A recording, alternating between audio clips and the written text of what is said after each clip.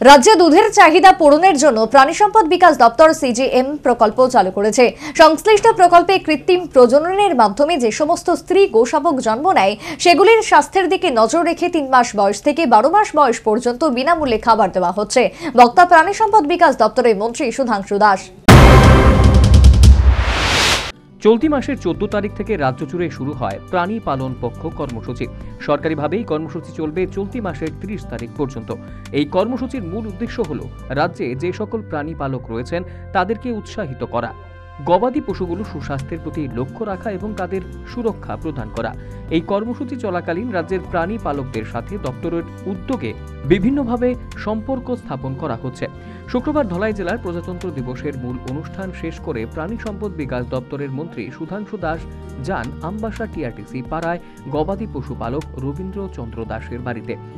সেখানে গিয়ে মন্ত্রী গবাদি পশুপালক রবীন্দ্রবাবুর গোশালা পরিদর্শন করেন এবং গোশালার গরুগুলোকে ফুলের মালা পরিয়ে এবং ঘাস খাইয়ে সংবর্ধনা জানান।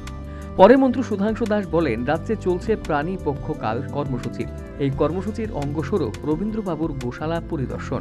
প্রাণী সম্পদ দপ্তরের পক্ষ থেকে প্রাণী পালন পক্ষ বলে আমাদের এই 14 জানুয়ারি থেকে আগামী মোটামুটি এই মাস পর্যন্ত 30 তারিখ পর্যন্ত এটা চলবে।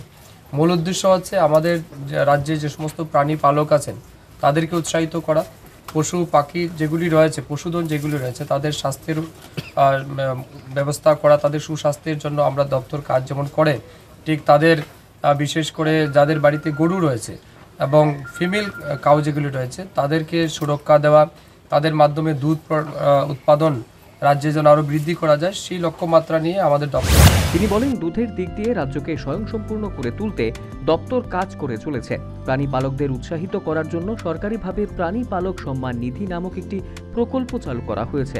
এছাড়াও সিজিএম নামক প্রকল্পেও চালু করা হয়েছে।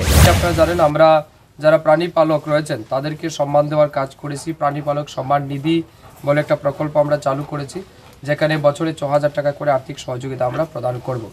এর বাইরেও সিজিএম বলে একটা আমাদের স্কিম রয়েছে, কাফ গ্রোথ মিল্ক, অর্থাৎ যে সমস্ত ফিমেল গরুর বাচ্চা রয়েছে যেগুলি আর্টিফিশিয়াল ইনসেমিনেশনের মাধ্যমে জন্ম হয়, তাদের সুস্বাস্থ্যের রক্ষার জন্য বা সুস্বাস্থ্য বজায় রাখার জন্য আমাদের দপ্তরের পক্ষ থেকে ফ্রিতে আমরা অর্থাৎ 3 মাস থেকে 12 মাস পর্যন্ত আমরা খাদ্য প্রদান করি। তো এগুলিকে ইমপ্লিমেন্টেশন করা এবং যারা পশুধন পালন করেন তাদের পাশে থেকে তাদেরকে উৎসাহিত করা। এদিন মন্ত্রীর সাথে উপস্থিত ছিলেন দপ্তরের উপ অধিকর্তা doctor Sanjit Das, Ambassa veterinary officer doctor Ratan Das সহ অন্যান্যরা। Bureau report, news vanguard.